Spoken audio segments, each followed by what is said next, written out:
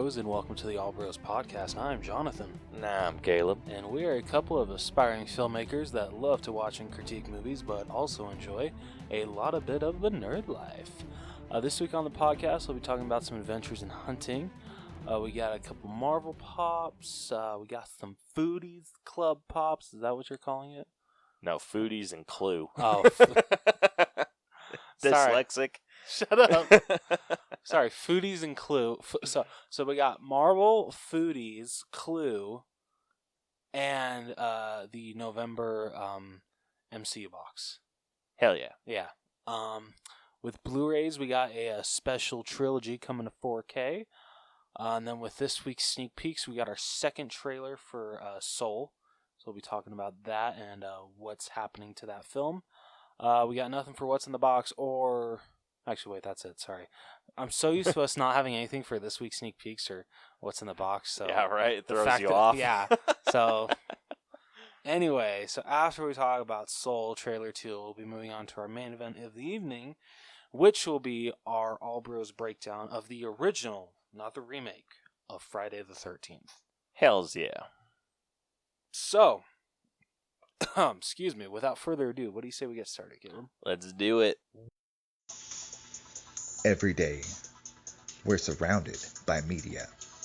Books, movies, art, music, games, apps, podcasts, etc., etc. With this constant bombardment, it's easy to miss great media gems in the chaos. But fret not, you've come to the right place, my friend. I'm Jason, and I love media.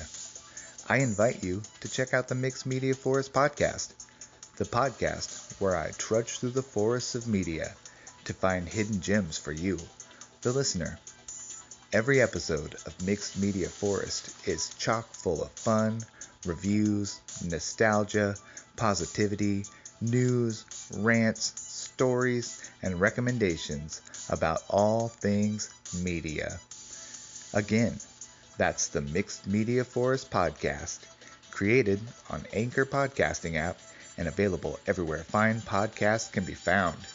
Give it a listen. It's what all the cool kids are doing.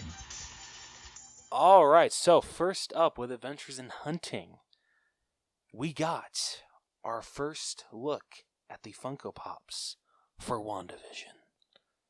Oh, these are so cool. And not surprising anyone, of course, there has to be a chase. Yeah. Shit, which one's honestly, the chase again? it's the middle one on the top. That one? Okay. Yeah. Oh, yeah, shit, it is. Okay, sorry. All right, so, let's see, going over these. First up, we have, gosh damn it, we have 50s Vision, and then along with that, so the 50s Vision is just Paul Bettany in glasses. Is it Paul Bettany? I thought it was like Vision. Well, okay, yeah, it's Vision, but, like, it's actually Paul Bettany. Right? It's not Vision. Oh, I thought it was Vision in both of them. Like, I thought, like, that his fedora was just kind of hiding his... I mean, I don't think it is. Stone. But, okay. So, 50s Vision, but it's Paul Bettany. Yeah. And then, along with that, the chase for that one will be... Vision is in the exact same pose, but he actually has the Vision head. Yeah. So that one's super cool. That one is actually a decent chase, honestly. Yeah. I feel like that's the first decent chase we've gotten in a while. Like, it actually has variation to it. Yeah, I mean, I honestly don't really pay attention to chases anymore. Yeah, at least lately, they've been lame. Yeah, they've been lazy. Like, if the chases were more like this would be a lot cooler. I agree. And then after 50s Vision, we got 50s Wanda, looking like I Love Lucy. I don't even care. That looks so cool. Have you seen I Love Lucy? I have. I actually really enjoyed that show. It is a really good show. Yeah, the humor really holds up. It does. Yeah, that's just a feel-good show, in my opinion. Yeah, I mean, it's not something that I'll binge. No. But I definitely do get in, like, I Love Lucy moods. Okay. Where I go and watch like an episode or two. I like it. That's a good mood to get into. Next up, I'm going to put these two together, even though the second one's not supposed to come until after this other. I am like really speaking gibberish tonight, guys. I'm really sorry. Wow. Okay, first up, we have Halloween Wanda wearing her classic Scarlet Witch costume. I want this one. I want it so bad. I want that one, and I want the Halloween, or the other Halloween one. I just love Which I spoiled. It's Halloween Vision. Yeah, you bastard. I just love that they're holding trick-or-treat pumpkins. Yes. Trick-or-treating pumpkins. I love it. Ugh. Really adds to it. And I also love that, so the Halloween Vision, he's freaking wearing yellow sneakers. Oh my gosh, I didn't notice that. Oh, that is so cool. they're like yellow Converse or shit. I love it. Caleb. Whoops. We have talked about our phones being on silent. I know. I'm sorry. You bastard. What the shit? What? Brielle just sent me a picture of Iris, and she's all green. Oh, don't get Iris angry. I like her when she's angry. That's so cute, That's though. Funny. Anyway, yeah, this is. I definitely want the Halloween Wanda. Yeah. I might skip on getting the Halloween Vision. It's because of sneakers, isn't it? No, it's not because of sneakers. It's because I have a comic accurate Vision. Oh, yeah, shit, you do. And I love this. I don't know why, but I love the pose on this, on Wanda. Yeah. The Halloween version. But I might, and this might be blasphemy, I might cut the pumpkin off. Okay, wait, you know that they made a regular Scarlet Witch pop that looks exactly like her, right? In her classic costume? I'll look at it while you're talking about the other one. Okay. Because I don't think it's the same. Okay. Bet. Just saying. Alright, so then after Halloween Wanda and Halloween Vision, we have 70s Wanda, where she is pregnant. I mean, at least I'm assuming. I hope I don't feel like a dick and like... She's definitely looking pregnant in that. But I don't want to be a dick and be dude, like, it's odd because the 50s Wanda and the Halloween Wanda, are those the same? Same time period? I have no idea. Yeah, like if they're supposed to be in the same time period, how does that work? Yeah, I do not know. But last, but certainly not least, we have the GameStop exclusive Vision, where he's wearing a sweater vest, a green sweater vest, a tan polo, a tan suit jacket, blue pants and dress shoes, blue jeans actually, and some brown dress shoes, and he's just looking fly. He's just looking on fleek. That's what Vision's looking. He looking on fleek. And no one's gonna correct me on that. He looking fleek. Okay, you've said that one too many times. Fleek. Now I'm done. Nope. Okay, I just pulled up the first appearance Scarlet Witch. Yeah. And like that's the kind of costume that I like on her. No. Oh yeah, no. Yeah, no offense. I would much rather get the Halloween Wanda and just like cut the pumpkin off. Can you really do a clean cut though? I well, think actually, I can. Wait, you can. I'll probably use an X-Acto knife. Yeah, that actually doesn't look too hard. Yeah, the only thing that would possibly ruin it is if the pumpkin's attached to her cape, but I doubt that. That'd be funny as hell though. Ooh, I'd be mad. You're just like, yeah, son all of the a bitch. all the other Scarlet Witches that they have is from Civil War and Age of Ultron. Yeah, so I'm that's probably what I'm going to end up doing. I'm going to turn her into my comic accurate Scarlet Witch. I like it. And then just put her next to Vision. Which Vision, though? You got two. The comic accurate one. Oh, okay. I just wanted to make sure, sometimes you gotta clarify these things. Alright, next up. Based off the popular board game, Clue. We're getting 5 Funko Pops for Clue. And I literally only know one character from this game. I haven't played this game since I was a kid. So, Caleb, take it away. Who the hell are these people? Give me a second and I will tell you. You're supposed to be ready, you bitch. Hey, I forget you. I'm just saying. We're supposed to be camera ready. We don't have a camera. We're supposed to be microphone ready.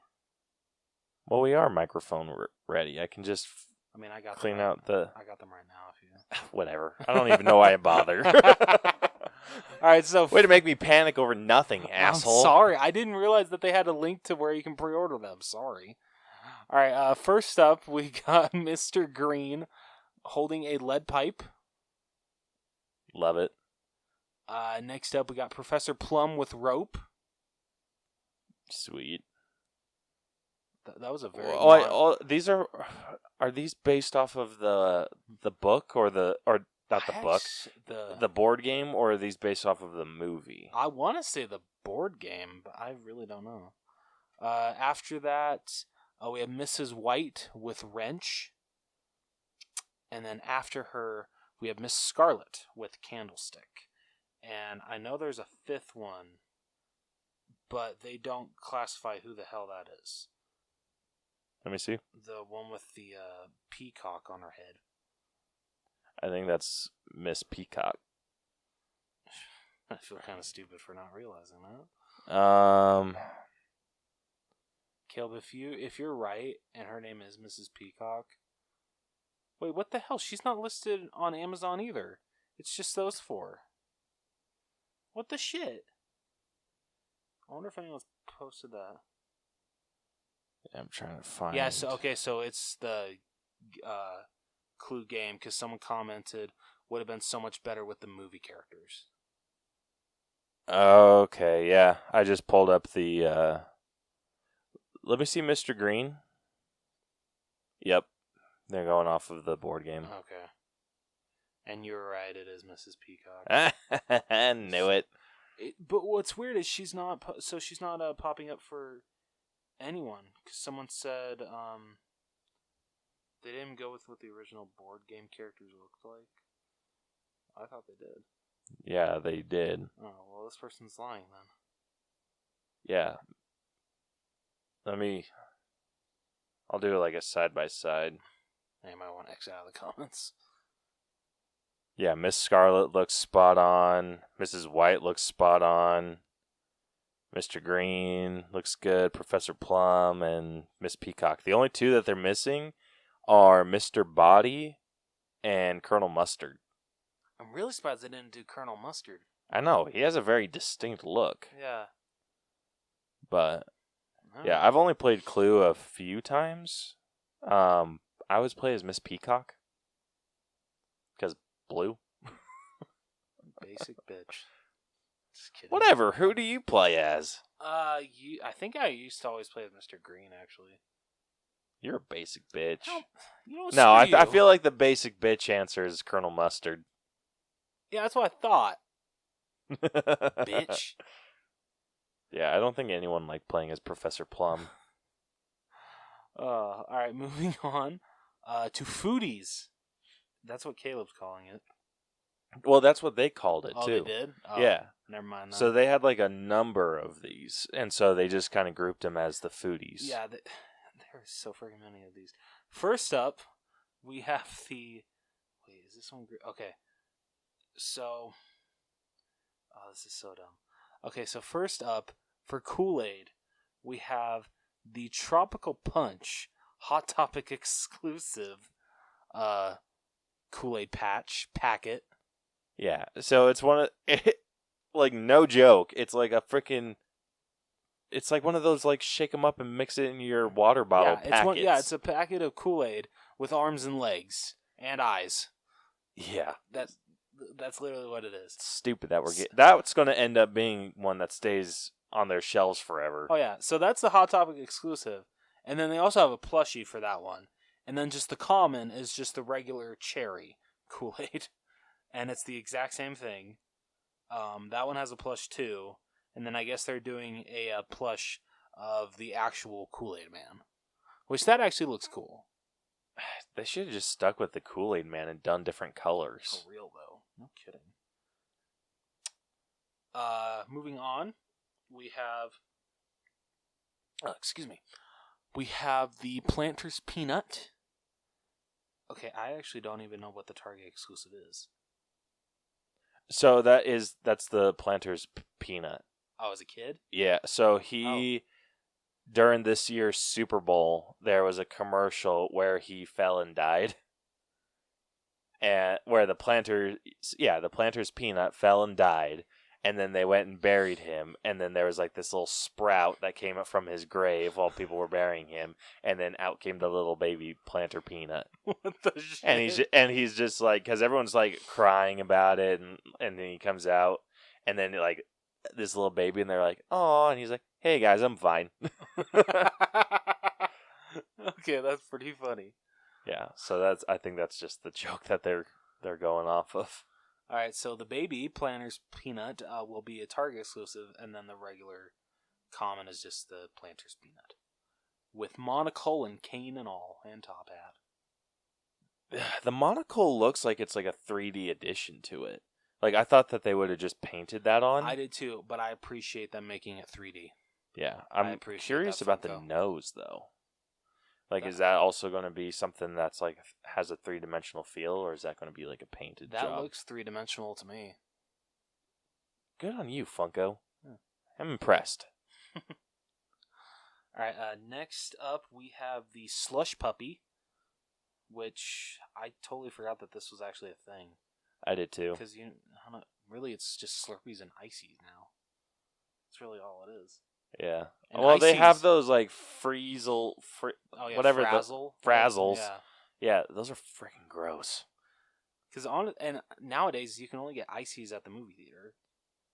Yeah, it feels like it. That and I mean, you can kind of get them at 7-Eleven, can't you? No, 7-Eleven is strictly Slurpees. Oh yeah, that's right. Oh, they are opening up an iceberg place next to the Walmart in PG. They already did. Is it already open? Yeah. I wasn't sure if it was open. Oh, you didn't know? Oh, yeah, it's already open. Oh. Do they carry Ices there? I think they do. I think that's what the iceberg Ices. I might have to make a special trip there. Yeah, you have to let me know how it is over there. I will. All right, moving on. Well, not moving on. Same thing with the Slush Puppy. So the common is just the Slush Puppy in his classic blue beanie and blue shirt with an S on it, holding one of his, I'm assuming, cherry-flavored Slush Pups. And then the Hot Topic exclusive is the exact same thing, but it's scented. And it better smell like freaking cherry or I'm going to throw a fit. No, it's just going to smell like wet dog. Ew, what's wrong with you? You're gross. And then the Target exclusive is still the exact same thing, exact same pose, but it's flocked. Gosh, so dumb. Yeah, the Slush Puppy ones are kind of lazy. Yeah, for real though. All right, next up, this one's actually really cool. We got the Hawaiian Punch guy. And he's like, I don't know what kind of pose he's in. Like, kind of like maybe his like surfer pose, and is holding a can of Hawaiian Punch. Kind of dumb. It works for the character. It does, but I feel like that one's going to be a bitch to stand. Oh yeah, it will. Hey, it's better than the freaking Kool-Aid packets. Oh my gosh, dude! The one figure that I have such a hard time having stand up on its own is the Marvel Collector Core Loki that I have. I have to put like a little stand underneath his foot, and I also can't get my Marvel Collector Corps Rocket and Groot to stand up. Actually, I can totally see that. Yeah, like he has to lean up against the back wall. That sucks. It does. Because I would display him like in the front, but I can't. Lame.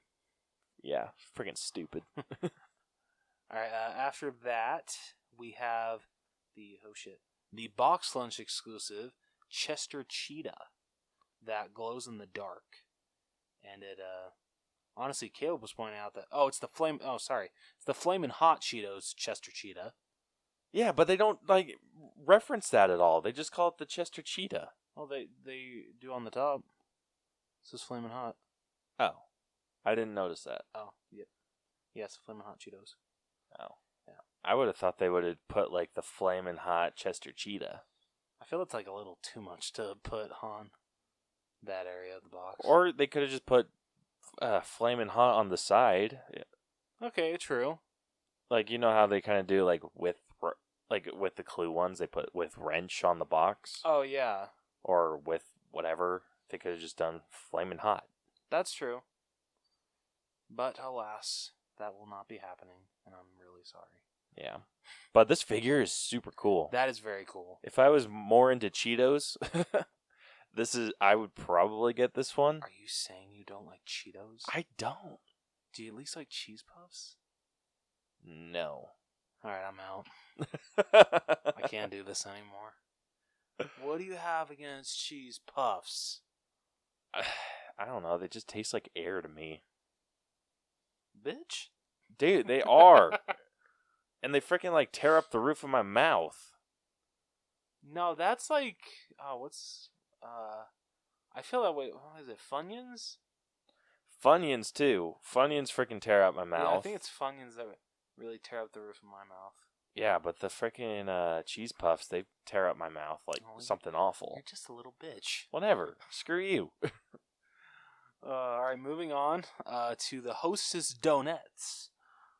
The powdered donuts, in fact. Ugh. So this is literally the exact same as like the Kool-Aid packets, but it's a bag of Hostess powdered donuts with hands and feet and eyes and a mouth.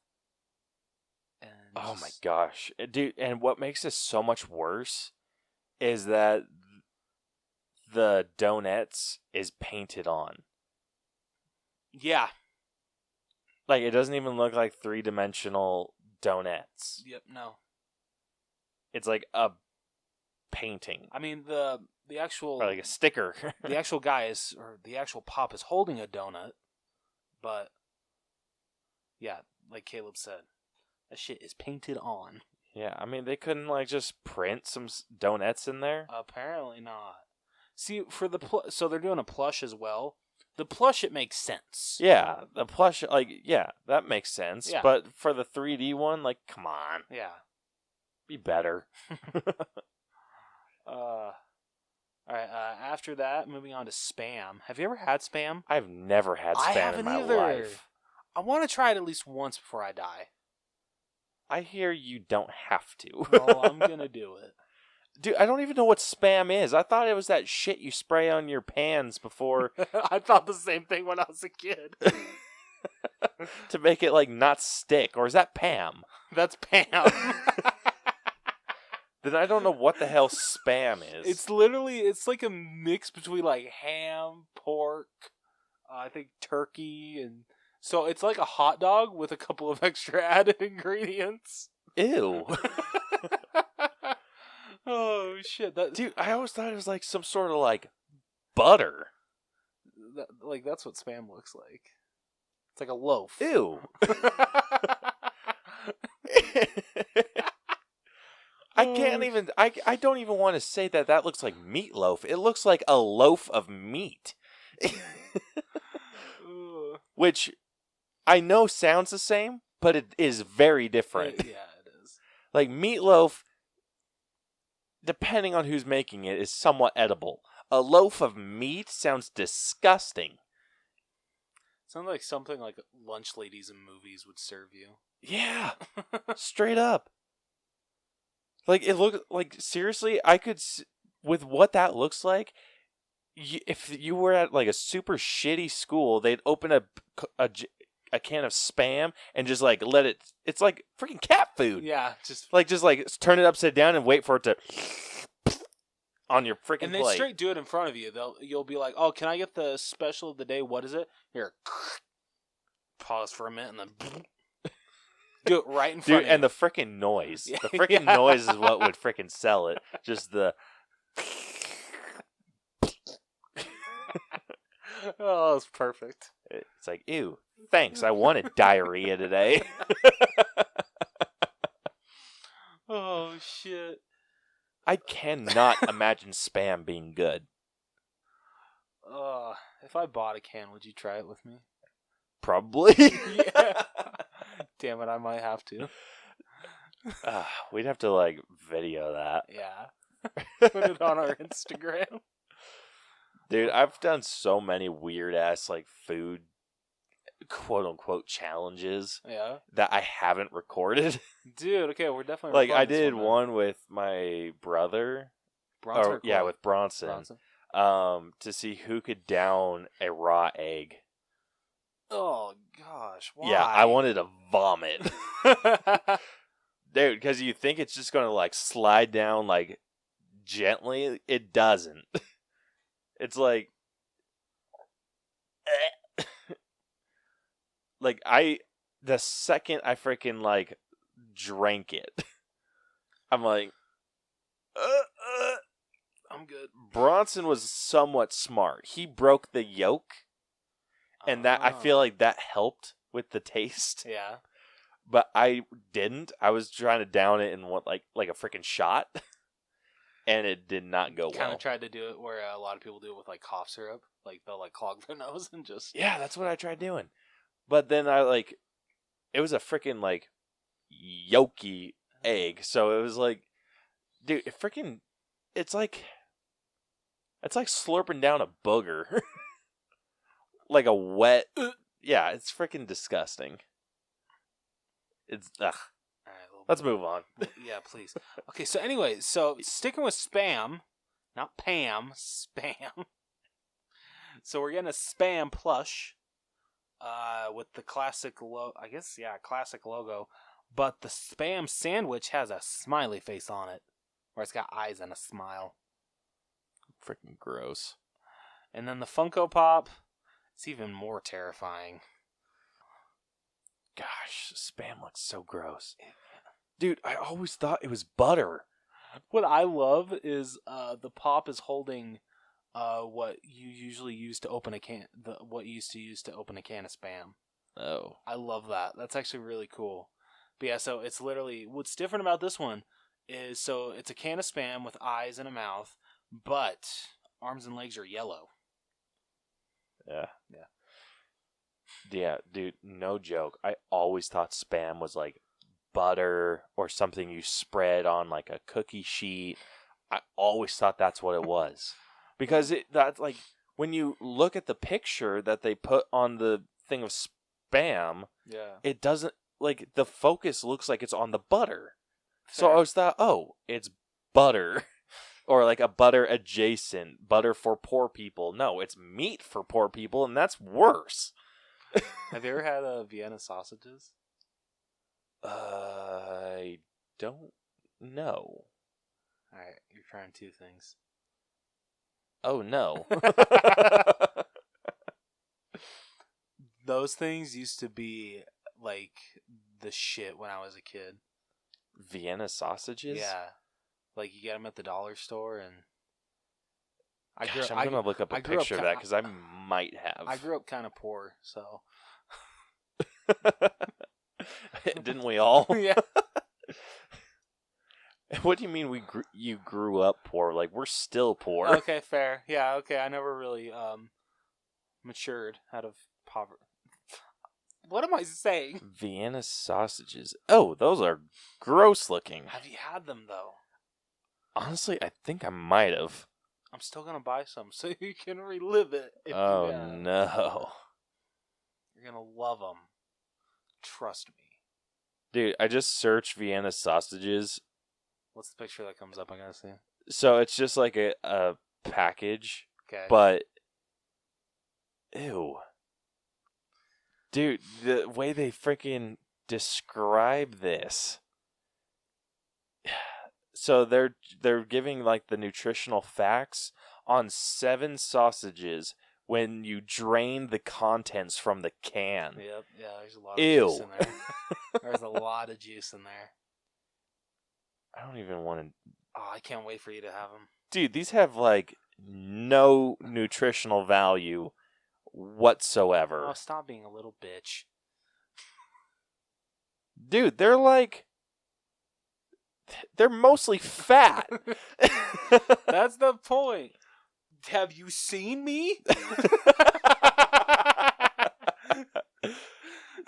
Dude, it's like, ew, it's like fat and salt.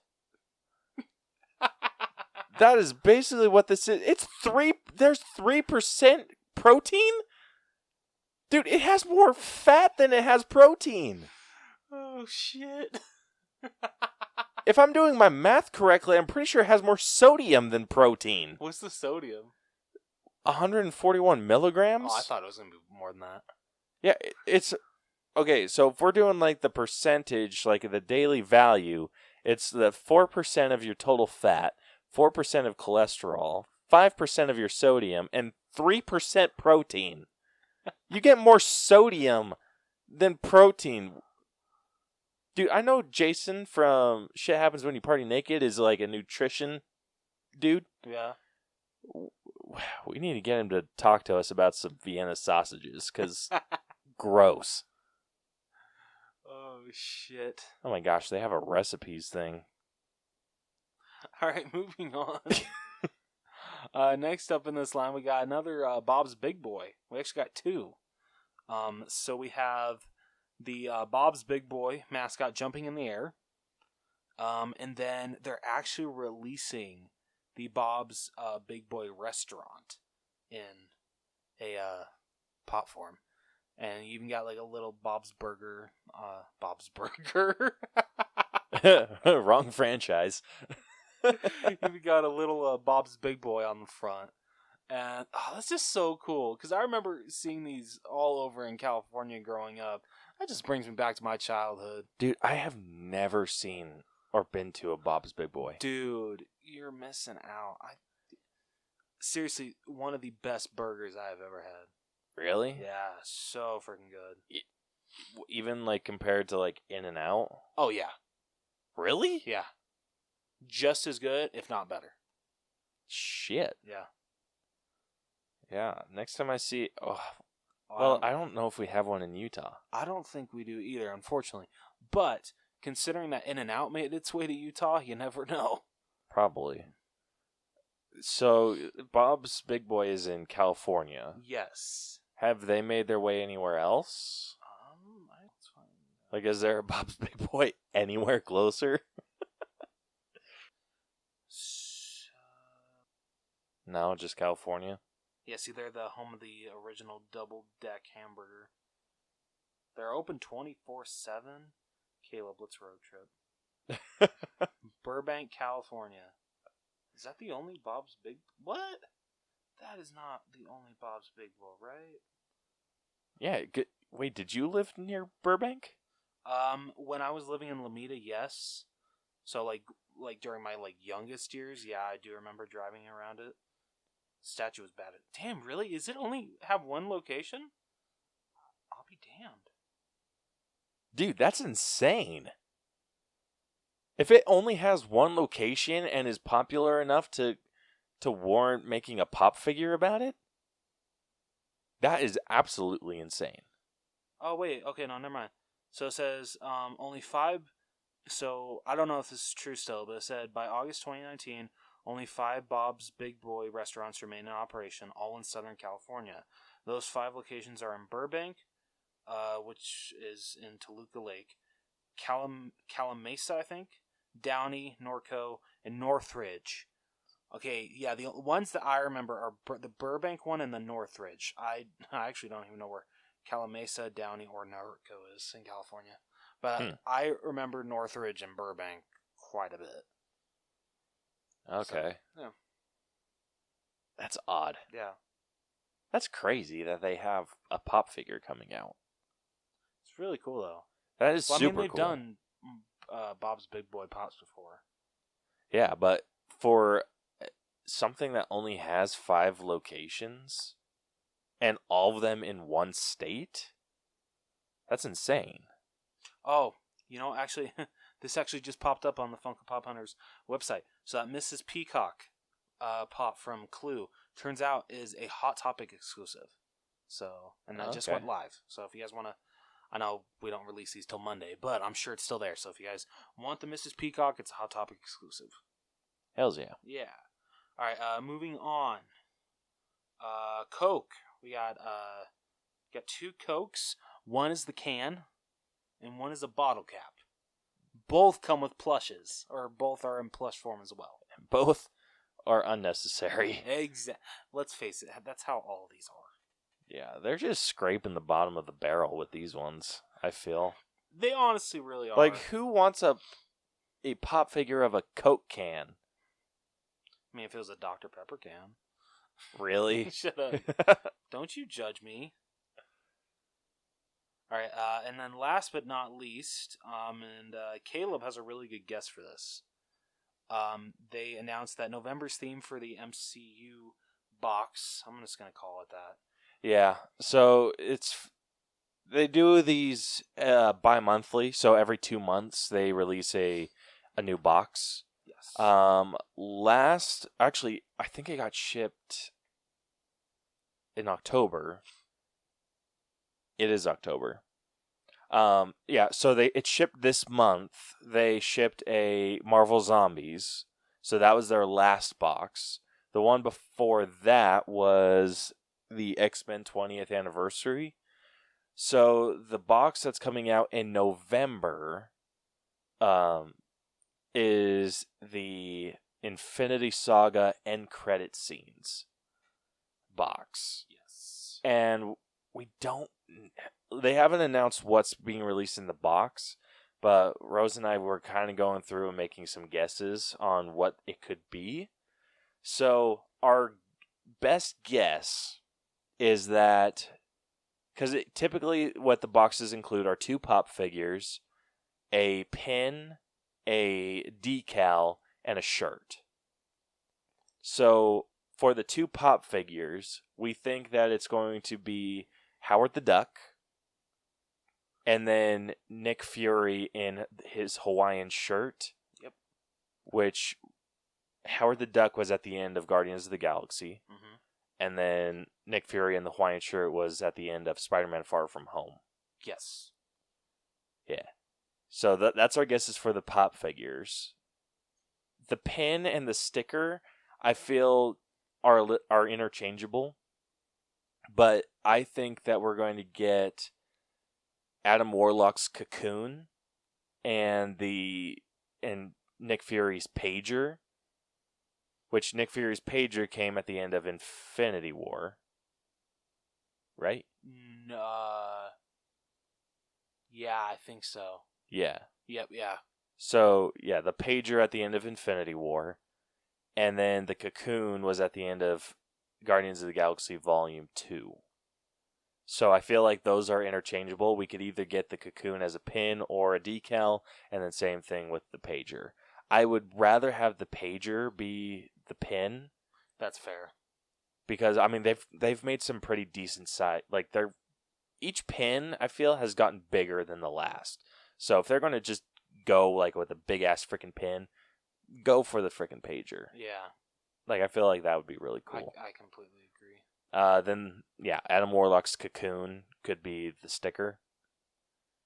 And then for the shirt, I have a feeling it's going to be the end credit scene for Avengers, which is just the shawarma scene.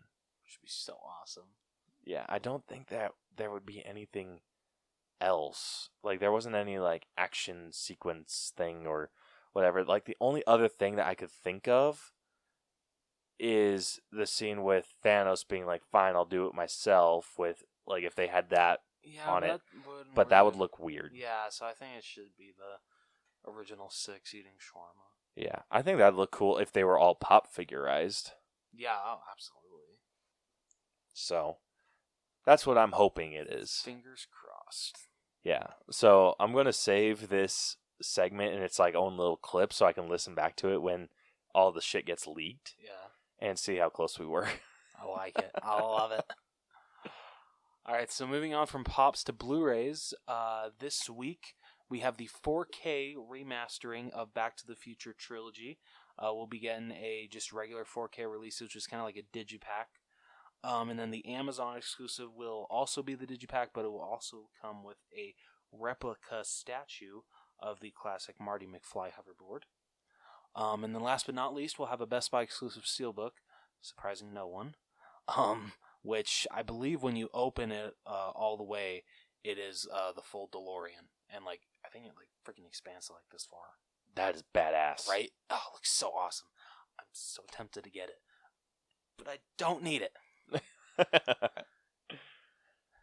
Yeah, it should super cool. I love when they do intricate designs like that, and the hoverboard display. Oh, can't beat that. Oh, so cool. But anyway, so that's it for Adventures in Hunting. Moving on to this week's sneak peeks, we got our second trailer for Soul, and it was announced that Soul will be skipping its theatrical release. It's no longer being delayed, and it will actually be released on Disney Plus this year on Christmas Day. Hells yeah. I mean, it's sad that it has to skip the theatrical run. That really sucks, but I'm very, very, very excited to see Pixar's next film. Yeah. I wonder if Pixar is going to use this as a gauge for future projects. Just because, I mean, if you think about this, if they are able to, with Disney Plus, make their money back in any way, then you have to think they don't have to spend as much money promoting anything. True. Like, all the stuff could just be Disney Plus ads. They wouldn't have to do as much, I feel. No, that's a good point. I mean, from what I've noticed, ever since Disney Plus was released, Pixar's kind of been adding, like, their short, like, any short that they've come up with to Disney Plus's lineup, which I actually think is a really good idea because when it comes to Pixar shorts, they could only release it with other theatrical releases or when they like did like a whole set of all their shorts and all the shit, but now they can just be like, okay, here's another short, here's another short, here's another short.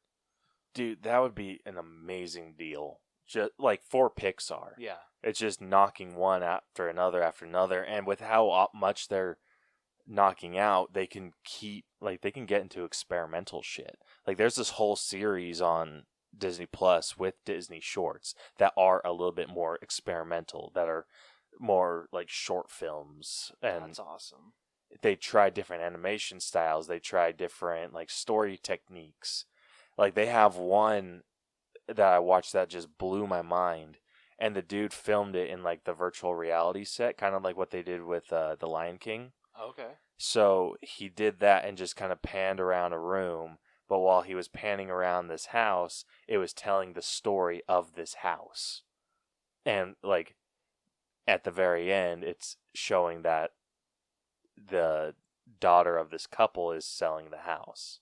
Oh, okay. And so I think it like begins with her like selling the house, and then it pans around and it's kind of going backwards in time.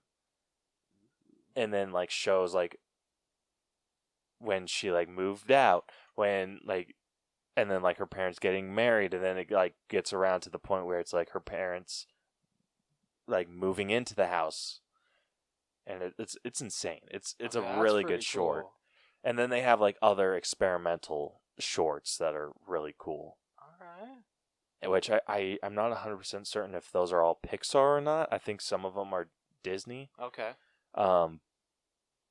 But yeah, like, I love that they can, with this, I hope they get into more experimental shorts. I do too. And are able to tell really quick short stories. Like, what's that one called? Bow? Oh, yeah. What was that in front of? That was in front of Finding Dory. What? I thought that was in front of Incredibles 2. That's right. Oh. Sorry, I get that one confused with that little bird one. Oh, Because that little bird one was the yeah, Finding I remember Dory. that one. But yeah, I love like the little quick stories that they can tell in shorts. Yeah. So I'm so glad that they're able to do that. And also knock out these bigger projects. Yeah. Overall, though, like, I was already ready to love this movie, and I'm already loving it even more. I cannot wait to see this movie. The storyline looks incredible with him, showcasing how, like, music is literally his life, and he feels he was born to play music, but then, unfortunately, death kind of had a different quest for him. And just seeing his the ways that he's trying to get back to the land of the living is really cool. And honestly, I feel this movie showcases how far Pixar has come with humans, like animating humans, like comparing how they look in this film to, like, let's say Toy Story. Just considering that every kid just looked like candy in that movie. Yeah, no joke. I feel like they've gotten a little bit more, at least, especially when they did Coco, they can still do like a cartoony look. Yeah, I feel that's what kind of like makes Pixar. Yeah. And yeah, just like that cartoony look, but still having that humanity about the character. Yeah. In just the different motion. Like, I feel like they go for a very cartoony look, but not a super cartoony movement. Yes, there we go. That's a good way to put it. And it just kind of, it grounds the character a bit more. And the scenery, Pixar's nailing scenery. Oh, yeah. Like, the city damn near looks real. I mean, it's not 2020. No, it's not 2020. But, yeah, I love how real everything feels in it. Like, yes, everyone looks like exaggerated. Yeah, but it works. Yeah, it works with the world that they've built. I feel like the humor is going to be on point with this movie, and all the humor is going to be coming from that little, what do they call it? A spirit or a soul? A soul. Yeah. I freaking love that. Like, the whole, like, oh, we don't have the senses, like, you can't smell, you can't touch, feel, and then just the way she's like smacking him and being like, look, we can't feel, see? Just like slapping the shit out of him. Like, it's a funny comedic gag. Yeah. And it works. And one of my favorite freaking lines from this trailer is, like, he's walking around what would you call it? The before life? Yeah, I guess so. Yeah, so he's walking around this before life because he's on his way to death, but he escapes and ends up in the before life. And where the souls go to gather their identities and their personalities and all this other different shit. And he sees them playing on this stuff, and this like thing comes and topples over, and it looks like it crushes all these little souls. And then he like freaks out. He's like, "Oh no!" And then the little spirit the little soul that he's with, he's just like, "Oh, don't worry, you can't crush souls here. That's what life on Earth is for." It's been a while since a line in a movie trailer has made me laugh that freaking hard. But yeah, that did it. Dude, that freaking hits home. For real, though.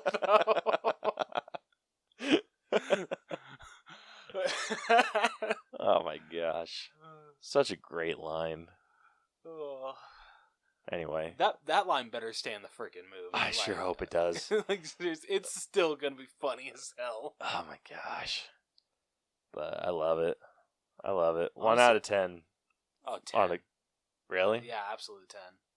I'm sitting about a 9, maybe 9.5. Okay. Not quite like, oh my gosh. Like honestly, come Christmas Eve, like, once it hits midnight, I'm watching this bitch. Yeah, why not? Yeah. Like, it's not like we got anything else to do. Exactly. Oh, shit. All right. Do you have anything else to say about Soul, trailer number 2? Nope. All right. So then what do you say we move on to our main event of the evening? Let's do it. All right. Time for the main event.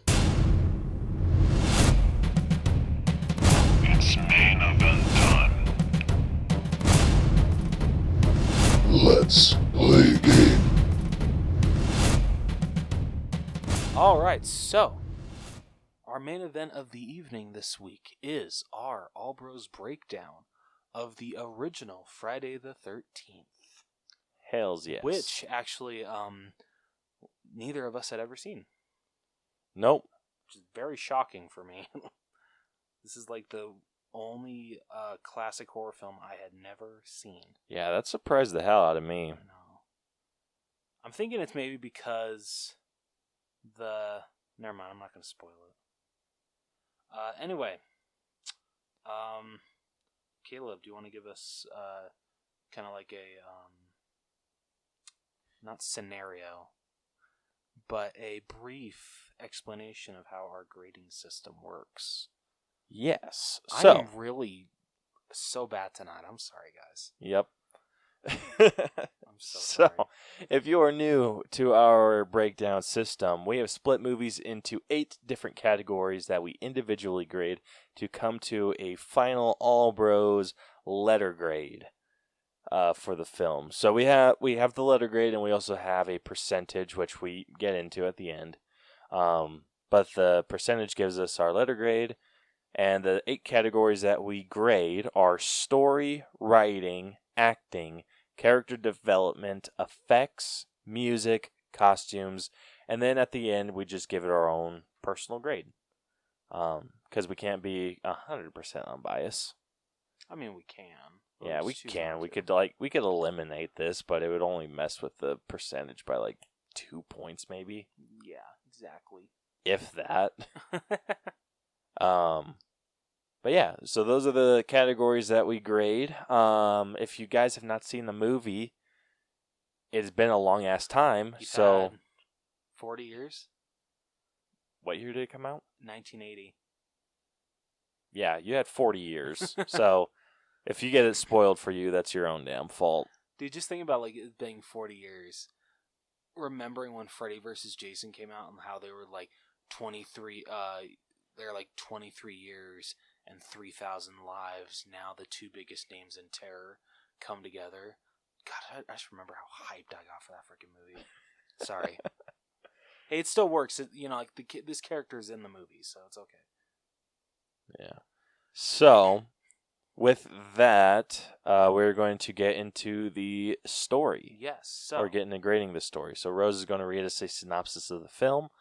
Again, if you have not seen the movie, spoilers ahead. If you know that it's been 40 years and it's kind of hard to spoil a movie. I'm sure you know what happened. Like, come on. Yeah.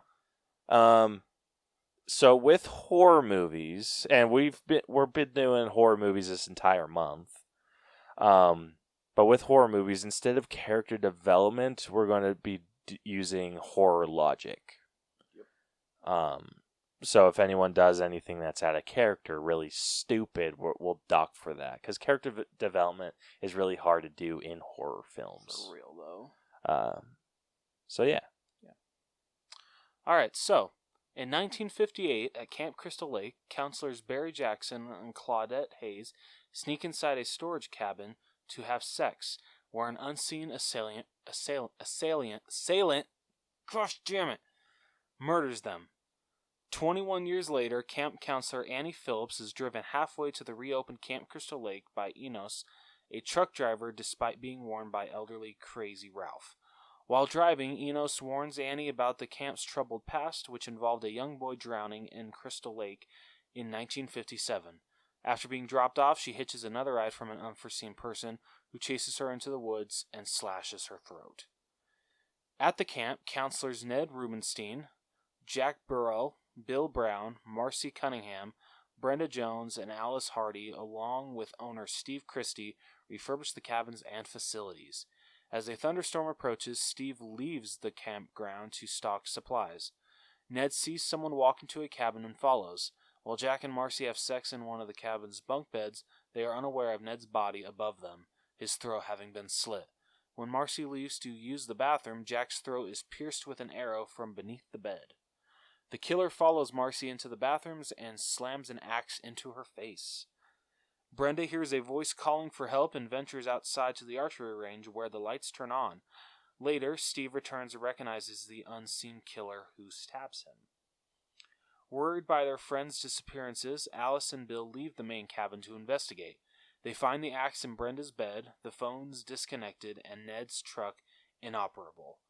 When the power goes out, Bill goes to check on the generator. Alice heads out to look for him and finds his body pinned with arrows to the generator room's door. She flees to the main cabin to hide, only to be traumatized further when Brenda's body is thrown through the window. Soon after, Alice sees a vehicle pull up and rushes outside, thinking it is Steve. Instead, she is greeted by Mrs. Voorhees, a middle-aged woman who claims to be an old friend of Steve and his family. She reveals that her son Jason was the young boy who drowned in 1957, blaming his death on the counselors who were supposed to be watching him but were having sex instead. Revealing herself as the killer, she attempts to kill Alice, but Alice knocks her unconscious. At the shore, she tries to kill her again with a machete, but Alice gains the advantage and decapitates her. Exhausted, Alice boards and falls asleep inside a canoe which floats out onto Crystal Lake. Suddenly, Jason's decomposing corpse attacks her, at which point she awakens in a hospital surrounded by a police sergeant and medical staff who are tending to her. When Alice asks about Jason, the sergeant says there was no sign of any boy. She says then he's still there, as the lake is shown at peace. There's quite a few issues with this film.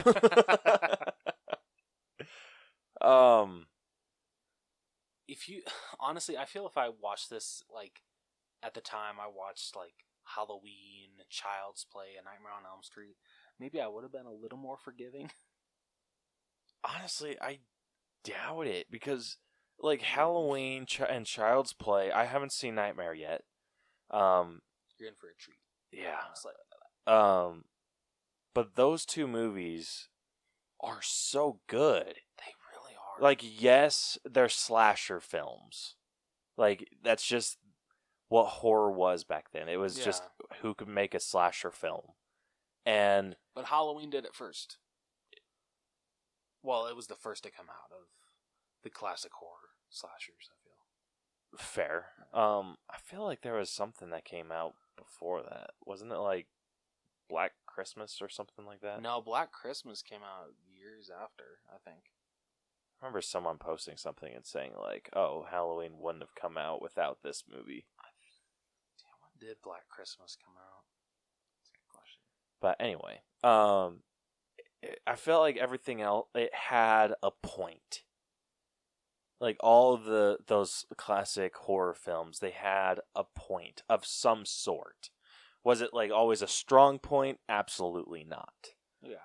But it had a point. This didn't. It didn't. And, okay, yeah, you were right. Black Christmas came out in 1974. Okay. Yeah, that was just a post I saw earlier today. So, no, that was a good call because, yeah, Black Christmas came out in 74. Halloween came out in 78. Yeah. So, yeah, it's like there just wasn't a purpose. Like the story is super weak because it doesn't have anything. It doesn't have a base. It doesn't have a foundation. It doesn't. Literally, it's teenagers coming to this camp. You hardly see them fix it up. Like, yeah, hardly. They didn't do shit. Yeah, and I thought the truck driver at the beginning said that the dude paid $20,000 to fix up the place. I thought it was like $200,000. Okay, in 1980 or 50, whatever. Well, no, remember this was like 10 years after that, or like 20-something years. Okay, so so 85, I think that was when it was set. Because Jason drowned in 58, right? Or did he drown in 57? 21 years later. 21. So yeah, he drowned in 1958. Wait. It says a young boy drowned in Crystal Lake in 1957, but then it says at the beginning in 1958. Because I thought the two counselors that are killed at the beginning are Yeah, so he drowned in 57. Those guys were killed in 58. Well, I thought she was going after the ones that actually weren't watching her son. No. Oh. That was even further in the future. Okay. So I think it was later set in like the 80s. Gotcha. Okay, gotcha. Yeah.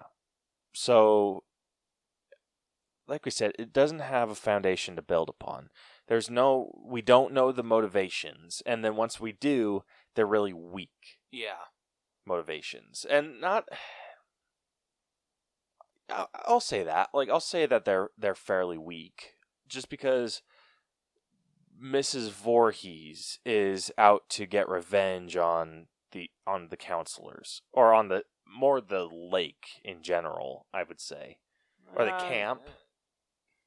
I feel it's more so the counselors. Like, even if it's not the actual counselors that weren't watching her son, she feels like any child or like any teenager that chooses to work here, kind of knows what happened to my son, and they're basically okay with that, and they think that what happened was okay, and just, yeah. Mrs. Voorhees is psycho. Yeah. Put it at that. It's hard to get into that mindset. But, and if there are any people that listen to this episode that were children or that were more teenagers in the early 80s, did they really have camps like this where the counselors were teenagers that were left to their own frickin' devices? Because there was no adult supervision at this place whatsoever. Nope. The guy with the owner was there for a couple hours and then split.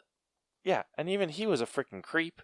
For real, though. Like, did parents just not give a shit about their kids? Apparently not. Like, it's like, here, I'm going to send you off to this camp for the summer with no adult supervision other than this guy that I probably haven't met. And you're going to have to watch these other people's children with other people your age of mixed gender. What could go wrong? Like, come on. Like, I'm not that bright. But I know how to do basic math. I mean, aren't they just going to be sitting around the campfire singing Kumbaya? Apparently, that's what everyone thought. No, they're not singing Kumbaya. They're singing the campfire song. Oh, wait, no, he calls it the campfire song. Or is it the campfire song? It's the campfire song. Okay, yeah, that's what it was. Oh my gosh. But seriously, like, come on. Like, no one thought, hey, this seems sketchy. I feel, at least for me, but I mean, I knew going into it, I feel the biggest letdown for a lot of people in this movie is that Jason isn't even in this movie. Yeah, which, I mean, this being the first, okay, yeah, this being the first movie, I can forgive that. What I can't forgive is that they were shooting for, like, what Jason is. Yeah. I'm assuming, like, is it this original guy that did the other Jason movies or Friday the 13th movies? See, I can't remember who, because for a while, Kane Hodder played Jason until whoever his name was played him in Freddy vs. Jason, because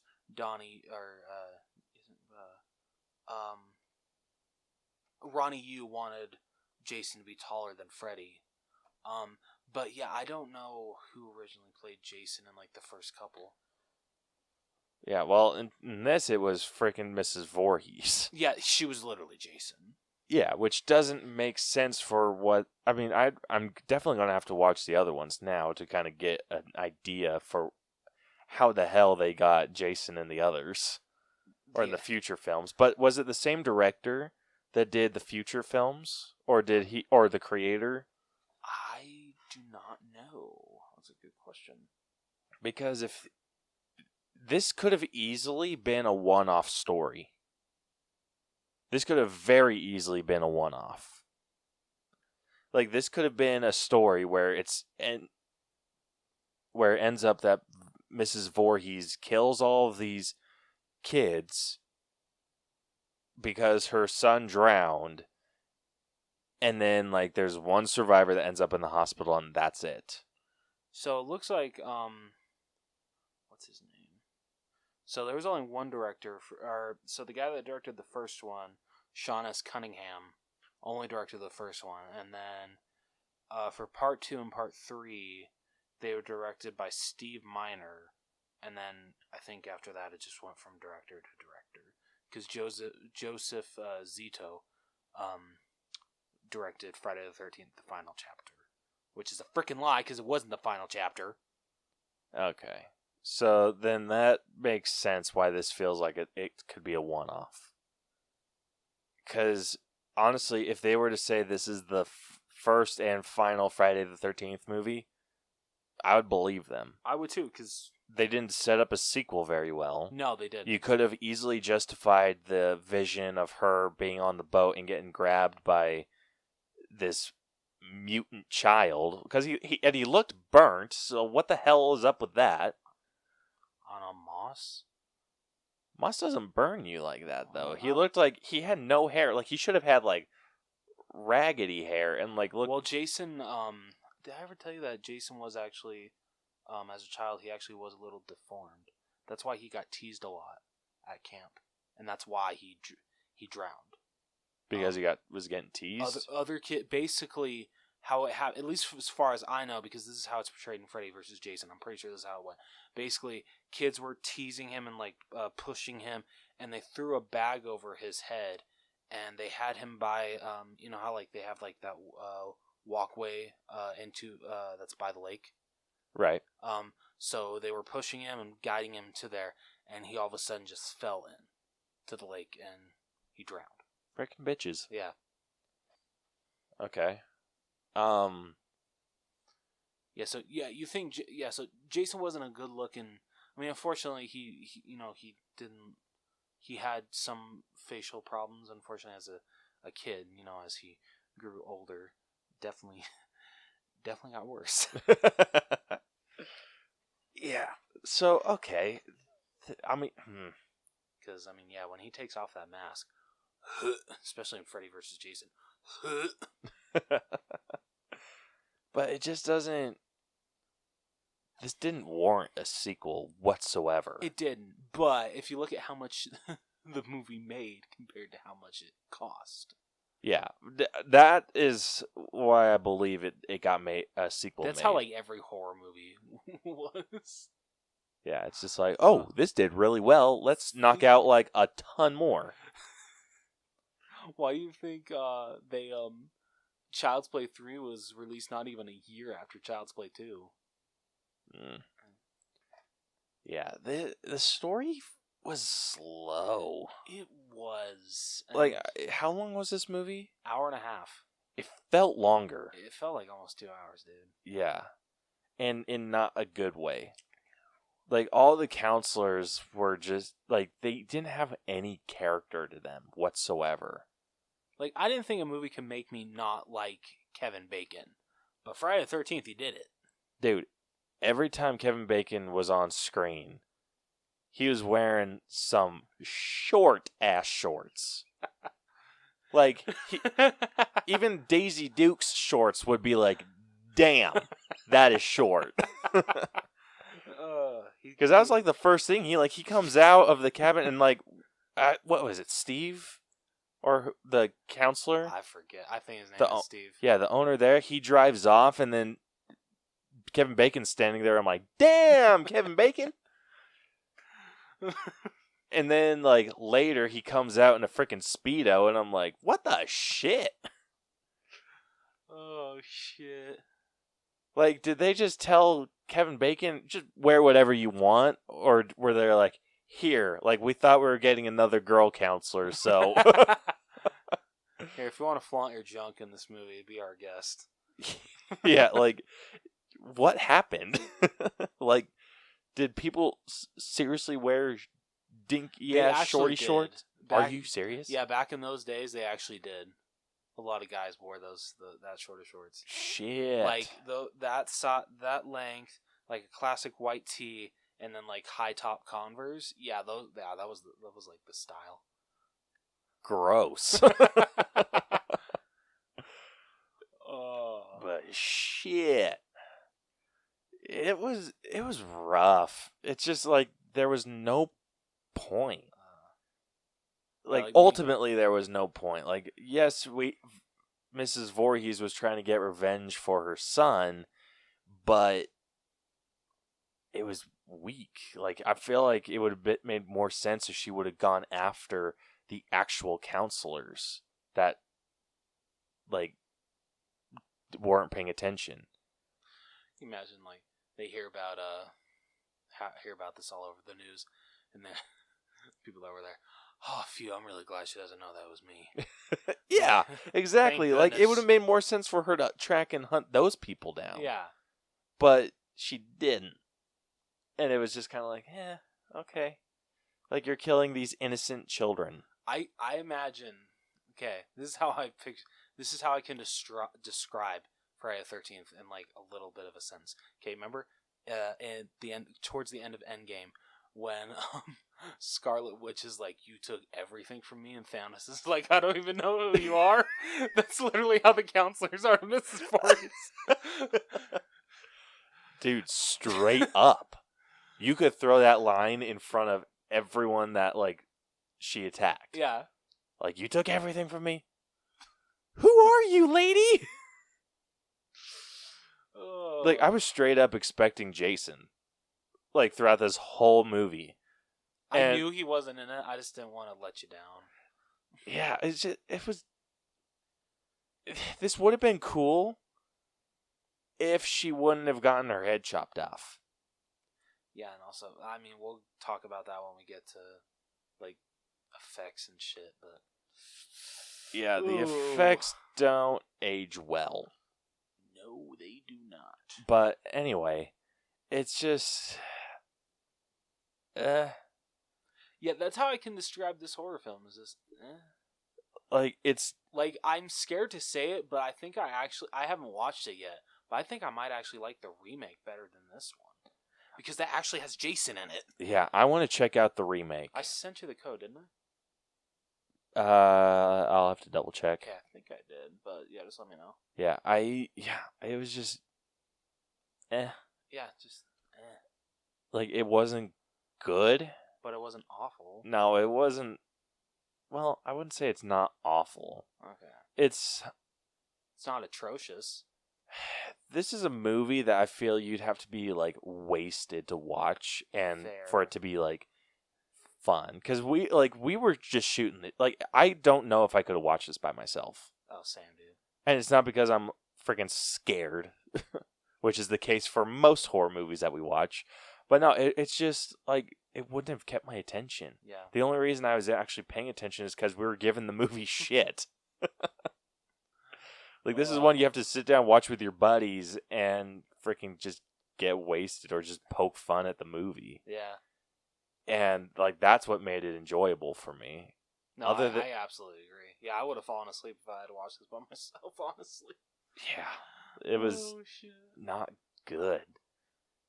Like, it was really not good. Yeah. Like, where are you at? I'm at like a solid 60. 60? Yeah. Oh, Where shit, are you at? dude. I'm like high 40s. Damn. Yeah, Okay. like... How about we meet in the middle and go with 50? I can give you 50. Okay. It was just... Yeah, that's like, what that's I all I goes. can say about it. Yeah, I can't that's how say I- anything good. I can't say anything super bad. It's just, it was just long in the worst ways. Slow, had no point, really. Like, the interesting part didn't come until Mrs. Voorhees was revealed. I mean, honestly, I haven't seen all the Friday the 13th films, unfortunately, but I can tell you it gets better from this. Yeah, like, honestly, I would have preferred if they would have introduced Mrs. Voorhees earlier. Yeah, that would have been a lot better. And then, like, what was the point of, what's his name? The crazy dude. Isn't it like Norm or something like that? Yeah, like, what was his purpose? He hid in the cabinet, scared the shit out of some kids, and then left. Yeah. Like, why? But, like, Caleb and I noticed he had perfect bicycle posture, though. He did. Yeah. His posture was impeccable. It's quite incredible. Yeah. Moving on to writing. Not good either. This is worse than the story. I will absolutely give you that. Oh, sorry. Go on. Like, I really don't have anything to say about the writing. I'm at like a 45. I'm about there too. It's not good. It's just the writing was so stupid. I expected them to make Camp Crystal Lake out to be a lot scarier of a place and like kind of have more depth. You really don't get that from the writing in this movie. No, the writing was just generic bullshit. Yeah. Like, there was no substance to it. There wasn't, like, some lore. Like, they didn't sit down and tell ghost stories about Camp Crystal Lake, which would have worked really well. That would have been awesome. But they didn't. Like, Camp Crystal Lake, among the horror world, is one of the top places in any horror in any horror icon. And just, yeah, I hope that as the movies go on, they explain it more, have more stories.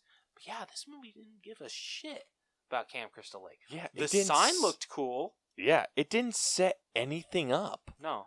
It just threw you into it. They didn't explain anything.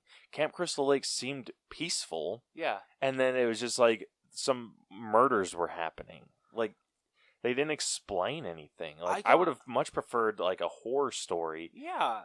Like, the counselor sitting around the campfire actually showing that they were getting close to each other. Because it just felt like they were randomly going off and having sex with each other.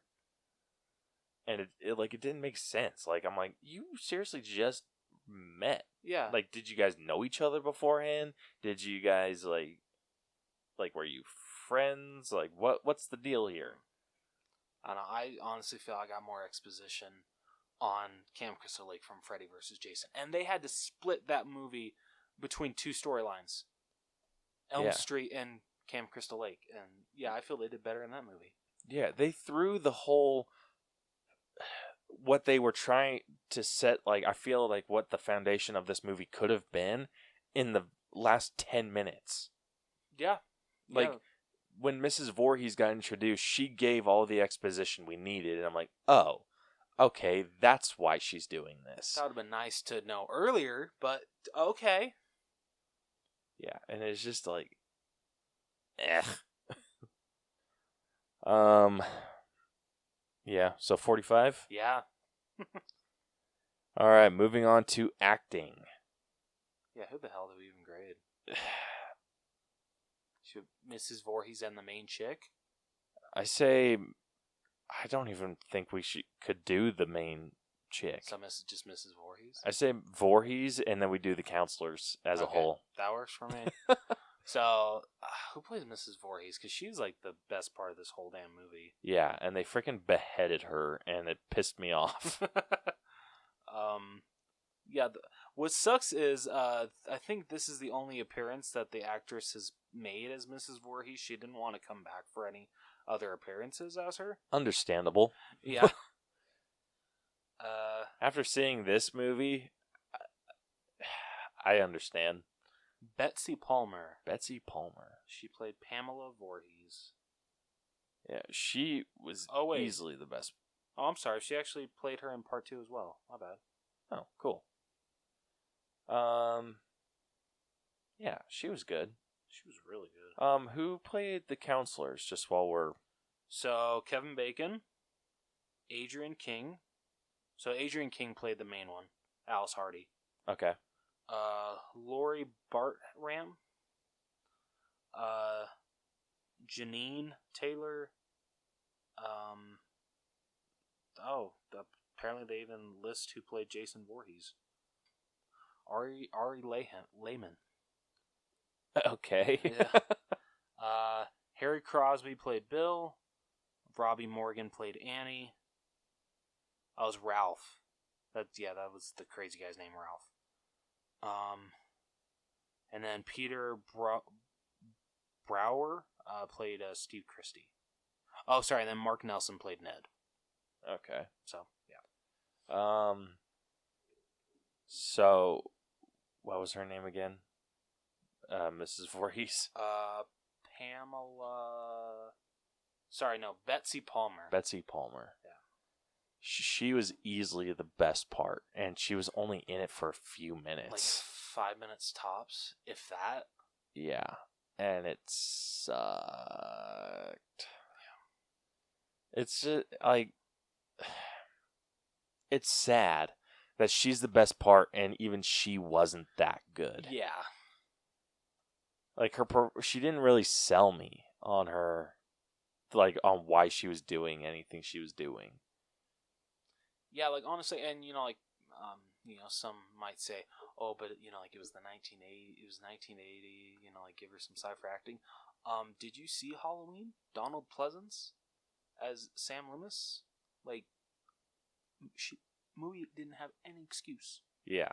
And it's not, like, I definitely try to give older movies a pass, because I know the acting back then was... But see, I can't give this movie a pass because of movies that came before it. That's just better. it. Yeah. That's exactly it. You can give it a pass for being old.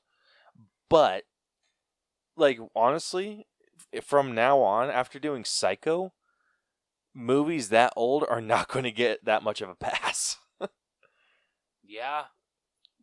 Because the acting in that was awesome. Yeah, like, super, super good. Like, holy shit. Yeah, and I typically would, like, gave older movies, like movies from the 60s, a bit of a pass. They're not going to get that anymore. Yeah.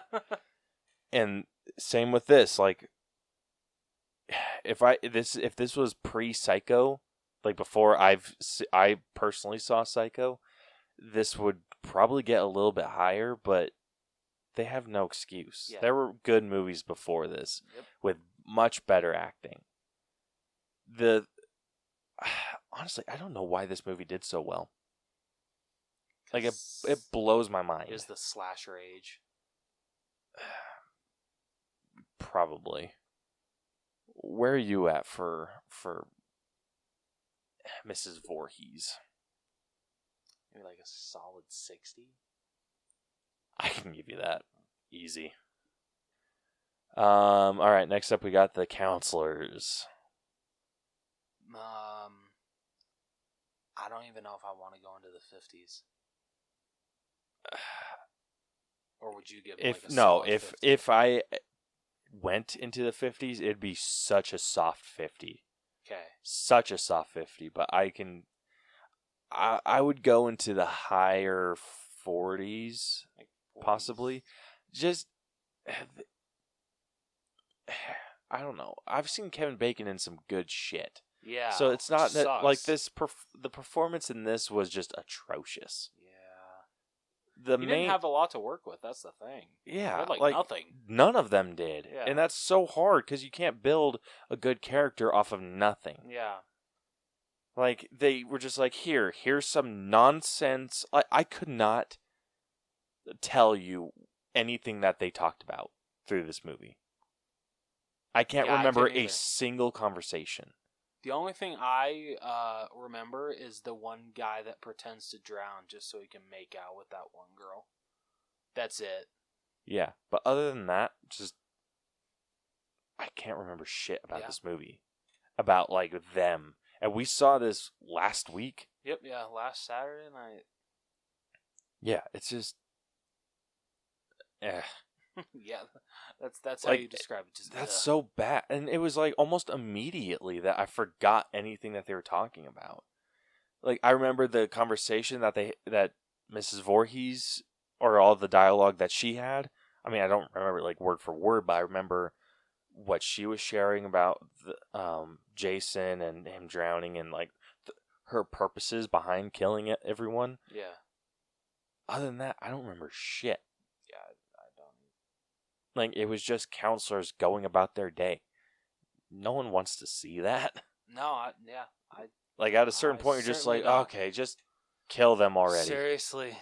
Like, Jason, we Come need on. you. Pick up the pace. Yeah, so I'm in the high 40s.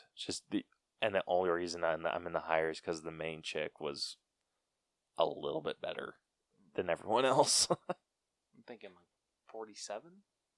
I can give you 47. All right, that averages us out to a 53.5. This movie is getting destroyed. It is. Next up, we got character development, but with this being a horror movie, we're going to do horror logic.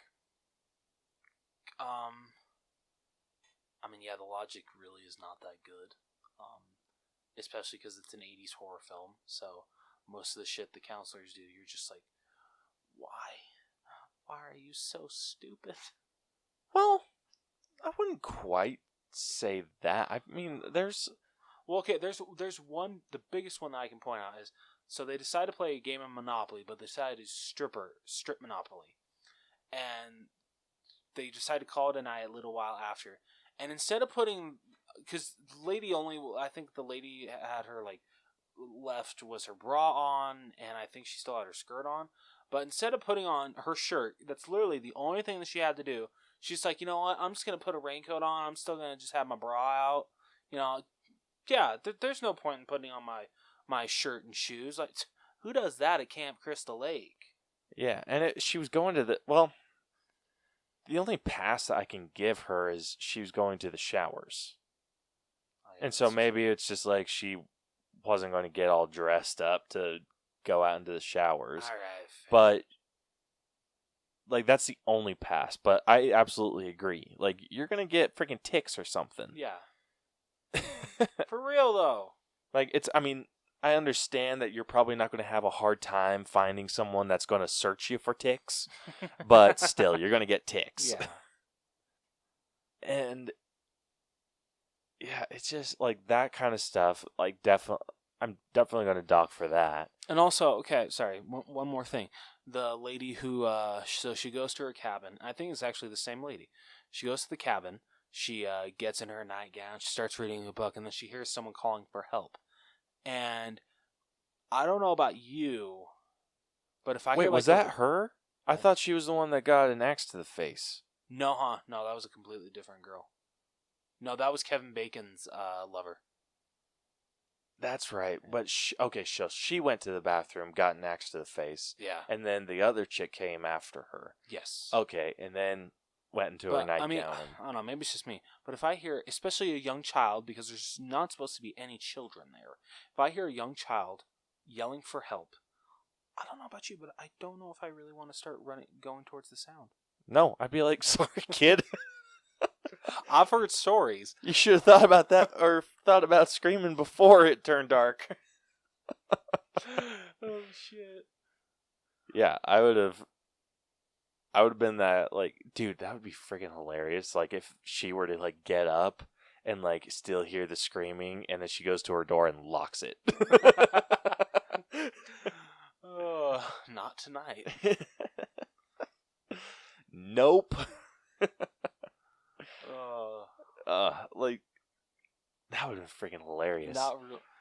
But I don't know. My score for the movie would have gone quite up if that happened. Yeah, but no, she freaking goes out and trying to find whoever's calling for help and ends up in the archery range. Yep, yeah. And then we don't see anything happen to her. I really wish we would have. I would have loved to see just an arrow just go through her head. Yeah, like know she was it's standing violent, in but- front of a target. Like, Yeah. come on. Like, you couldn't give us, like... I would have even been fine with, like, an over-the-top shot where she's, like, standing and, like, turns and then gets an arrow into the stomach and gets pierced to the target. At least something. Yeah, just... But you didn't give a shit. No. Like, she wasn't even in freaking, Like, she didn't even have any arrows in her when she was thrown through the window. No, Which is lame. No, it's just stab wounds. Yeah. Which is stupid. Yeah. You missed your Other horror logic was okay. Like, the guy that, like, or I forget what his face is, the one that was getting cheated on, I guess, and ended up on the top bunk. Is that Ned? I think it was Ned. Okay. Yeah, like, that one made sense that he followed whoever he thought was not supposed to be there into the that cabin. makes sense. Kevin Bacon's kill didn't really make sense. Especially the effects. I'll give it a pass on effects. A little bit. What I don't give it a pass on is there wasn't like an arm or anything that grabbed him. It was just arrow through the neck. That's true. Like, you'd have to be freaking... And it was like a slow arrow, too. Like, he was like sitting there and you're like... And then it was like arrow. Yeah. And I'm like, no, something poked my neck. I'm getting up out of my bed. Like, I don't give a shit how fast you are. Like, unless something... Like, I would have almost preferred, like, a rope going around him and, like, choking him out, and then, like, the arrow through. Just something to hold him there that makes sense, so it's not like he's just laying there, and then an arrow goes through him, and then he's like, oh, that's not supposed to be there. He's like, oh, oops, I died. Yeah, like, that... It's like that kind of stuff that didn't make any sense. So... I'm not super... I'm a lot higher than story and writing. And definitely acting for this. But the logic score is still fairly low. On the lower side. I'm going to guess your score. 65. Close. I was 67. I can give you But 67. Unless you really want to go 67? I can give you 67. I mean... I'm fine meeting at the middle at 66. All right, 66. I don't want to give it too high. Oh my gosh. All right, next up we got effects. Oh my gosh. These were not super good. Well, there were few things that were good and few things that weren't. Whenever it came to a throat slit, is it really that hard to make a prosthetic actually look like the skin color of the actor or actress? It looked blue. It did. Yeah, all the skin had like a bluish hue to And it. honestly, the wound took way too long to open to start bleeding. I'm like, no. That is not how this works. A knife cuts across your neck. That shit is opening and bleeding out. Yeah. Like that. Like, what's her face? Annie. She was the first kill. Yes. She was a counselor that didn't end up making it to the camp. Mm-hmm. But she had her throat slit. And... Yeah, she's like to me, she's the main example of it taking way too long. Yeah, so she, like, they have the knife, it goes across her throat, and she, like, you can tell, like, around her neck, because it was, like, right underneath, like, her face. Yeah. It went from, like, her normal skin tone to, like, this weird, like, waxy blue, or kind of, like, yeah, I'll just say waxy blue. So it had, like, a skin tone, but it had, like, a bluish hue to it. Yeah. So if someone, like, were to powder her neck and with, like, blue stuff, that's kind of what it would look like. But, yeah, so the knife comes across her throat, and she, like, grabs at, like, doesn't really grab at it. She goes underneath and lifts her head up, and then you can see, like, the prosthetic stretch and, like, tear. And then that's when it starts bleeding out. So, I mean, it's a good looking effect. Like, the cut looked really good. Yeah. It's just, like you said, it takes a little too long for it to bleed. So if they would have done it where if maybe like they stretched her out, like stretched her neck open, and then did the cut, and then it was like maybe immediate bleeding after that, because it seemed like she needed to stretch her neck out for it to open up that's enough what it to. seemed like. So maybe if they would have done the stretch and the cut at the same time, that would have made it look a little bit better.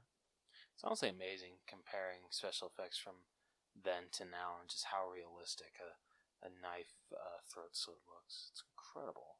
Yeah. And the combination of like CGI feels like a little cheap, but Yeah. gotta do what you gotta do. Yeah, exactly. One of the other kills that stood out that didn't look super good was Kevin Bacon's kill. Oh, And he was the one with the arrow through the throat. They used a full body like replica for him. Yeah. Like you could almost like see him like like the way that his neck was kind of like stretching out, because his head was through the bed and the pillow. Yeah. At least, like, so this is like the kind of effect that it was. So his neck and like his head were like through the bunk, and then they had like this wax body pushed up against him to make it look like he was laying down in the bed. And then they had like this arrow come through, which I'm pretty sure they just might have had him do, like push the arrow through. And then it was like bleeding out. But it was the same issue that we had with Annie, where it was like you could tell it was not him. Yeah. And it wasn't necessarily like the effect like going through the bed, that looked okay. Yeah. It's just the bluish skin color hue and the arrow through the neck. Like the arrow through the neck looked pretty good. Yeah, I'll say. It did. Bled appropriately, I would say. Yeah. Um, But it's just the fact that it didn't. the skin tones did not match. Yeah, and it was super obvious because, like, I mean, Kevin Bacon's Kevin Bacon. He has like a pinkish,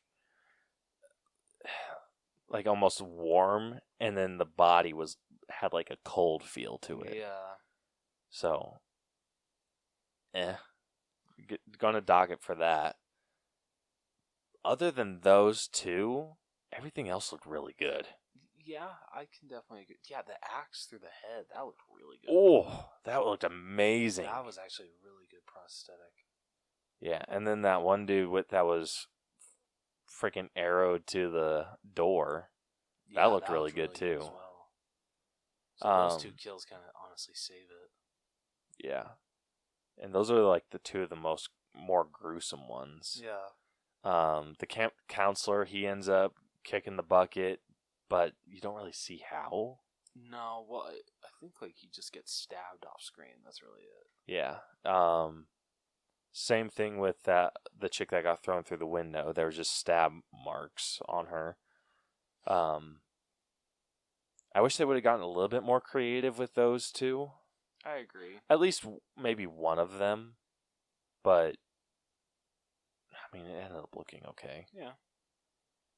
So, the effects, so the kills that we get to see later, or with how someone died later, those looked really good. It's just the ones we got to see in the moment, like the throat slits and the arrow through the neck, that didn't look super good. Yeah. And we can't get away with not talking about Mrs. Voorhees getting beheaded. How did you think it looked? It looked okay. Yeah. Kinda. That's all I can say is all right. I've seen way just better decapitations. Yeah. It looked like they did where it kind of like hit her neck, maybe hit the actress's neck, and then they cut to a scene where it's like through, and then like this head's popping off. Yeah. Like the chick that was swinging the machete didn't swing it with enough force to decapitate anyone. And yeah, it was just like the head like pops off, and it was odd looking. It was. It was an odd effect, but I mean, once she was decapitated, it looked okay. Yeah, it did. So, kind of got to give it some points for that, but kind of got to dock for the weird cuts and everything. So, I'm not super low with the effects. I think this is the saving grace for it, though. I'll give you that. I'm probably in the higher 70s. Like 75? I was thinking, yeah, 75. Okay. Yeah, I can give you that. All right, next up we got music. Do we count the sound effect of the ch-ch-ch? Do we count that as the music? Well, I think with music we always seem to do audio. Okay. Or we include the audio overall, and I would say we include that. Because, I mean, that is just so iconic, and it's used quite well in this movie. So I feel that kind of honestly saves the music. Because I feel like, was there really anything else that stood out to you? I mean, the score was okay. Yeah. I don't think it was like Halloween level amazing, but No. it's not awful. Yeah, it's not awful. It's a fairly good soundtrack. Yeah. It has those like typical horror tones, so I'd say it's above average. You say maybe like a 7? Yeah. Okay. Wouldn't quite go up to an 8, but 7. Sounds good to me. All right, next up we got costumes. I mean, those short shorts. Those short shorts. Shit. And they were all right. Yeah. I liked Mrs. Voorhees' sweater. Yeah, I mean, yeah, it's all right, I guess. That's really when hard. They were wearing clothes. Exactly. That's the key word. Like they looked like teenagers from the 80s. Yeah. So. Like 6? Yeah. Okay. I wouldn't feel good about giving it any higher. Yeah. Fair. All right, and then last we're going to give it our own personal grade. So I will let you take this one. Okay. So, considering this was the last classic horror film I needed to watch. Well, actually, wait, no, sorry, I still haven't seen Texas Chainsaw Massacre. So I still got that one. But, now that I've seen Friday the 13th finally, I gotta say I expected more. I didn't love the story. I do wish Jason was there, even though I did like what we got from Mrs. Voorhees. But yeah, it's just like nothing, at least to me, it's nothing compared to Halloween or Nightmare on Elm Street or Child's Play, like 3 classic horror films to me that I thoroughly enjoy. And I mean, I don't see myself watching this movie a lot more times, honestly. I don't see me watching this ever again. I don't blame you. So it kills me to do this, but I'm gonna give it a 60. 60? Yeah. Oof. Honestly, I'm with you. The story was just slow. I do not see myself watching this ever again. And honestly, the only reason I would watch this again is if I were watching it with friends. Yeah, that's fair. And if they're just like, hey, let's watch Friday the 13th, I wouldn't say no to it. I'd probably be like, can we watch the remake instead? Or like watch part 2 or part 3, like one of those. It's like, as long as I get to bash it through the whole movie, okay, fine. Yeah, like if you're in like just the bashing mood, like, yeah, definitely. Like if you're just trying to have a good time with some buddies, make fun of a cheesy movie, this is the perfect movie. Oh, yeah, absolutely. But if you're trying to watch it for like serious horror, this is not the movie for you. Yeah, look somewhere else. Yeah, go watch the original Halloween. Yeah. Go watch Halloween 2 or go watch like literally any other movie that's not this one. If you're looking for a typical slasher film. Yeah. That's all this movie's really good for. Is just that was a I don't even know if I would say like the kills are super good.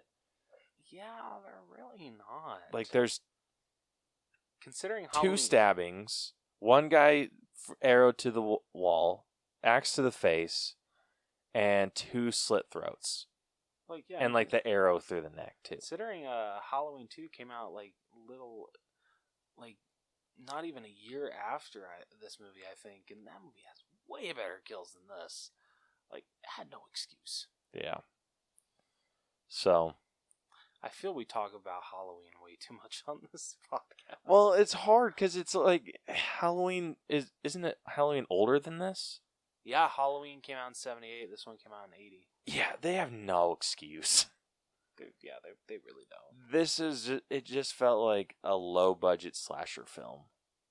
I mean, that's kind of what it was. It was only made for $550,000. I thought you were going to say like $500 dollars. I was like, shit. Like, okay, we need to go reassess.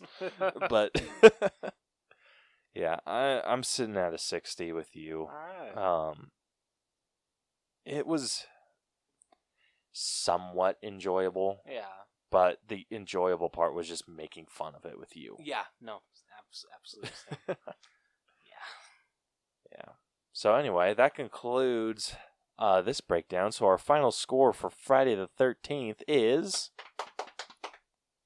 a D. I really thought I was going to get an F. Yeah, the saving grace was the effects. Okay. That is seriously what saved this movie. So it is sitting at a 63.06%.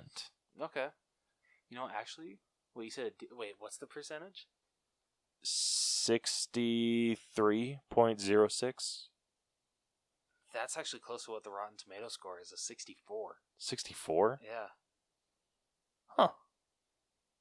Yeah, I feel like we only have like one other D movie. Okay, maybe we're actually not the only ones that feel this way, because the audience score is 61%. Huh. Hmm. All right. Yeah, so 63. So it is... I'm just going to do all the movies that have a D on it. Okay. So this is lower than Capone. That's fair. Yeah, Capone's at 66%. Okay. Then it's lower than Justice League. Okay. I can... Justice League is a D+. Okay.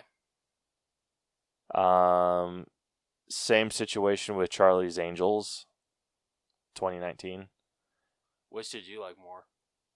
Charlie's Angels? Yeah. Unfortunately. I mean, I don't feel good about it, but still. Fair. It is actually lower than A Legacy of Whining. Damn. Holy shit. I didn't think any movie could go below that movie. Well, I think that's our Friday the 13th is our new lowest. Oh, I lied. That's not our lowest. Isn't 50 Shades of Grey? 50 Shades of Grey is our lowest. Because that's our only... Didn't we give that movie an F? No, it's a D-. So we've never given a movie an F? No, we have never given a movie an F. Okay, we gotta find a movie that we can give an F. One day, guys, one day. The only movie that I see that happening with is Mario, or Super Mario Brothers. And there's no way in hell I'm watching that again. Why not? Because it's garbage, that's why not. Oh, shit. Yeah, it's 3 points lower than Doolittle. Okay. And then it is 3 points higher than 50 Shades of Grey. You know what? Fair enough. Yeah, so 50 Shades is a D-. Doolittle's a D+. Legacy of Whining is a D. Charlie's Angels is D+. Justice League is a D+. And Capone is a D+. So this is sitting, like I said, a D. All right. Not bad. Fairly. Let me see how strong of a D it is. Ooh, it is barely a D.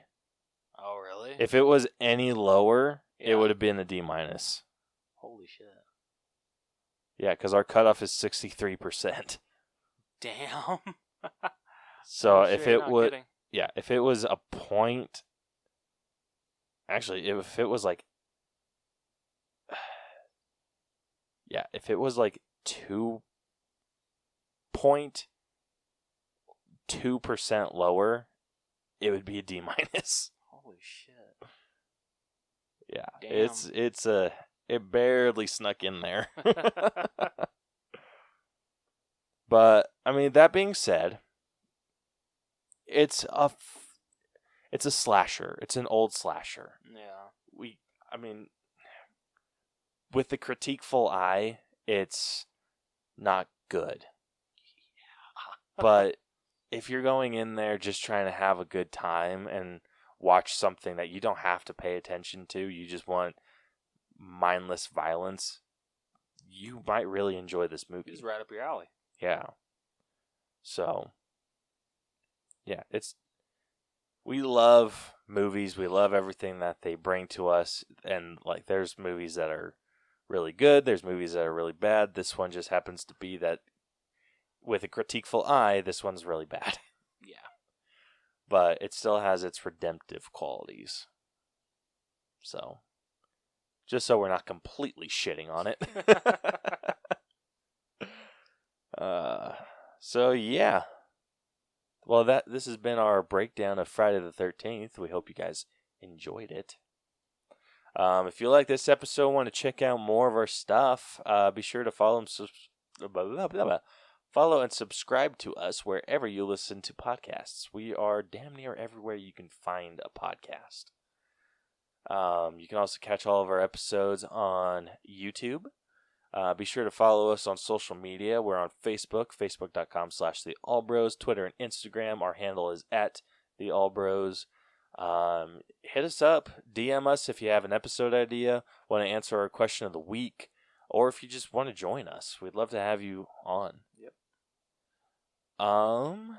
You can also email us at theallbroschannel@gmail.com. Check out our website, tinyurl.com/theallbros, where you can find links to our merch store on TeePublic, which you can just find the link in the show notes, or go to teepublic.com/user/theallbros channel. We'd love to hear from you guys, and we would love to see you guys wear our merch.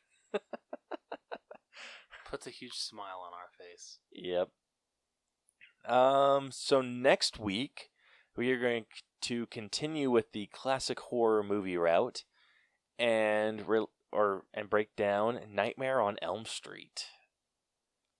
So this will be my first time watching this movie. I'm so excited for you to watch it. Yeah, I'm pumped. I love the idea of Freddy Krueger, and I love Freddy vs. Jason. So this is going to be a good one. I feel, hopefully. I think you'll like it. I hope you do. Yeah. So that'll be releasing next week, and I mean, we'll announce it now. We're going to be releasing a bonus episode this month on Halloween. So this is we know Halloween's on a Saturday, so we're still going to release a new episode on like that Monday, because November 2nd. So like we'd have Nightmare on Elm next week on the 26th, and then if we did our normal schedule, we'd be releasing on the 2nd. But we're going to release a bonus episode, and it's just going to be just the breakdown on the 31st. And if you guys haven't guessed, with our original horror movie theme, we're going to be breaking down the original Halloween. Yeah. Because no one would have guessed that. Yeah. So anyway, you guys can look forward to that. We got some spooky shit for you guys. So yeah, look forward to Nightmare on Elm next week. And until then, this has been the All Bros Podcast. I'm Caleb. And I'm Jonathan. We'll catch you guys next week. Deuces. See you real soon. That wasn't bad. Thank you.